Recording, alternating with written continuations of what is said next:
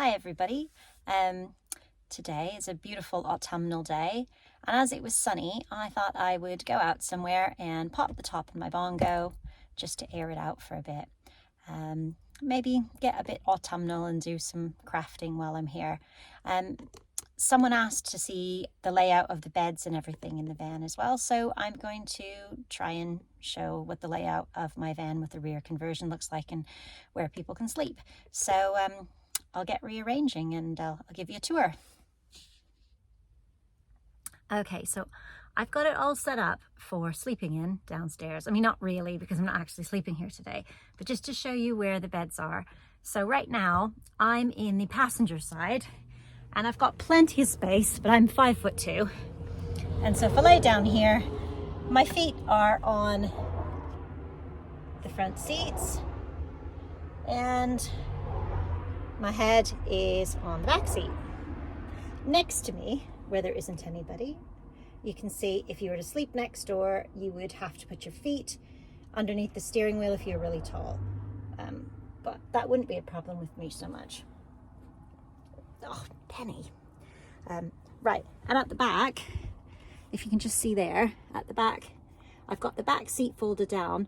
Because I've got the rear conversion, it's just a very small bit of seat. But when I leave one person sleep here, they sleep like, sorry, dog in the way, like that. So with my feet in the rear and the back of me on the back seat. And other than having to move the seats around quite a bit because they can be quite bumpy and not very comfortable the way they are, it's not too bad really once you get them adjusted. I don't have them adjusted very well right now. So I've got a seat in my back and a dog licking my face. But yeah, so that is the downstairs. I don't know if you can see there. I've got a new selfie stick to try and get better pictures. So this is with it all flat when you've got a kitchen. Beautiful view today, other than the cars going past. Yeah, so that's what it looks like when it's all flat, when you've got a rear conversion. The rear conversions are all aftermarket. Somebody's put this in since it's arrived in the country. It wasn't a Mazda thing, but it's what a lot of people have, and it's quite handy, I find. Maybe with this configuration, it might not be the best for a couple if you wanted to sleep together. Like, you wouldn't really be able to unless you stay upstairs, because if you notice, that center console will be between your legs, so there's no canoodling going to be going on in here. Right, I'll show you upstairs. So I'm up in the AFT right now, the auto free top. It's a factory fitted auto free top, and it's brilliant because you just press a button and it goes up, and when it's working properly. I have had to have the motor already replaced since I've had it, but it works pretty well now. I've got the screens, which I think is brilliant with the air coming through. It's actually quite a lovely warm day, warmer than I thought it was. It's actually warmer than inside my house today, so I'm glad I'm out. And so I've got beautiful views from up here. As far as space for sleeping goes, I think two people would fit in here quite comfortably. Again, I'm not particularly tall, but it's more than big enough for me at 5'2", and I think you could probably fit a 6-foot person in here all right. But the only problem is, and I've said it in another video, is you've got this hatch to get in and out of, and unless you like to wake somebody up, roll them off the hatch, and there's not much space there, as you can see on the side. It's that much space to roll them onto, to open the door in the middle of the night. So if you do need a wee in the night, this might not be the van for you to have company in. However, it's perfect for me. I like to sleep up here, and I find it really spacious and really comfortable. I do use another mattress on top of this. It's not very comfortable this way, but with the other mattress on top, it's perfectly fine. And I've got a nice skylight there as well for watching the stars at night. It's really grubby right now, and we've had so much rain lately that the van's just covered in moss and all sorts off the roof of my house as well. So it's nice to get out here and air it out. As far as sleeping goes, right, I'll try and demonstrate.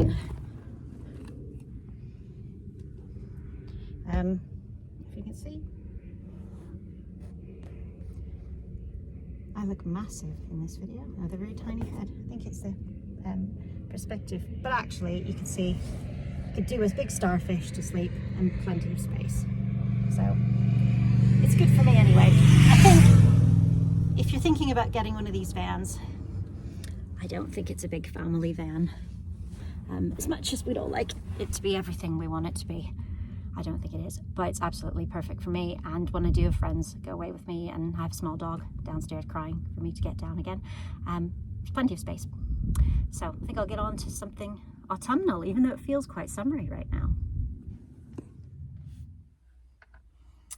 So I thought I'd make a little autumn craft while I was sitting out here. And I've been on a lot of walks lately, and there's a lot of these little guys, these little acorn hats sitting around on the ground. You can see that. And so I thought it might be really fun. I've seen some pictures on Pinterest of little acorns that have been made into them, needle felted. So it's an easy thing to do in the van because all you need is your needle felting needle, some wool tops, and that. If you want to put a string through it though, that was the bane of my existence this morning. I had to use a drill to put a hole through it, and I broke about 3 of these trying to do it, and trying to get possibly too thick a piece of string through that hole resulted in losing quite a few. So actually maybe just glue something onto it if that will work, or use a finer thread than I have. And you could always do this when you get home, and you could just come and sit in the van and do this and have a cup of tea, which is what I plan to do in a minute. In fact, I'm going to put the kettle on.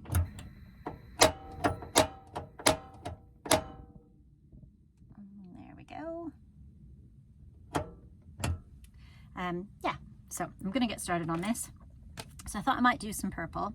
And what you want to do to get started is you want to roll it up into a tiny ball. The smaller you start with, the better, because you're going to be trying to felt it into a tiny acorn anyway. So it saves a lot of effort if you start with a pretty tight little ball, folding the edges around it. You see what I'm doing? Just kind of taking it, pinching it round, rolling it up onto itself. It doesn't have to be perfect. And then you're going to start just trying to hold it together a little bit. There, it's holding it together a bit. I don't think you can see it with the camera so much. I'll move it. This little tray that I use in my van is brilliant for everything. Food, but also for needle felting, it turns out. So I won't bore you with watching me needle felt. If you know how to do this already, I'm sure it's pretty straightforward. You just keep going around and around and around until it basically gets smaller and tighter and the shape that you want. Don't keep doing it like this or it will go flat, so you keep turning it. Right, I'll be back in a bit when I've got a bit more to show you. So the kettle's just boiled, and in that time I've managed to create that. Unfortunately, I think it's still a little bit too big to be my acorn, so I'm gonna have to just keep on stabbing it around a little bit more. If you do have a bongo, I presume you have a first aid kit in yours. I find it really handy, especially when I'm doing crafts, more so than camping even, because I often need a plaster, and if you're going to needle felt in your van, you'll probably need a plaster too. Although the blood hasn't come out yet, it really hurts, and I stabbed myself really well in the finger. I probably have tetanus or something. I'll probably have to have a shot later. Anyway, I'll be back for the next stage after I drink my cup of tea. So I think I've got my little acorn about the right size. So I think if I put that in there and give it a little bit of a squish, it looks about right to me. I really like the colors of that one. It's kind of autumnal with a bit of a warm color. So I've just got myself some super tacky glue. I probably use my glue gun at home, but when you don't have any electricity, you can't use your power tools while you're out. So I'm gonna have a go at trying to use this. If it doesn't work, then I'll pull it apart and I'll glue it when I get home. but hopefully this will work. I've used it with kids crafts before, and if it's strong enough, hopefully. This is an old thing of glue, and hopefully it will work well enough. I'll probably have to hold it for a while to get it to stick, but that's all right. It's because I've got such a giant knot in there from my thread as well. That doesn't help. All right, so I'm just gonna have to hold that for a while and see what happens. But yeah, it's another little kind of craft. I think every craft is great in the van. You just have to be prepared before you go out and have all the little things done that you need doing before you go out. But if you're a knitter or a crocheter or hand stitching, sometimes I take my blanket out that's over there. It's got all the patches on it. I like to sit in the van. Oh, get glue all over it. I like to sit in the van and sew all my patches on my blanket from all the walks that I've been on, and have a cup of tea. So yeah, so I don't know how many more videos I'm going to make. I don't even know who watches these because I don't really tell anyone I know about them. So I might make one at Christmas. I like to come out here and do my wrapping so that the kids can't see me. And but yeah, I think for the winter, unfortunately with no heater, no diesel heater, I'm not going to be using it as much as I would like to. So yeah, if you are watching my videos, thanks. And I'll see you next time. Bye.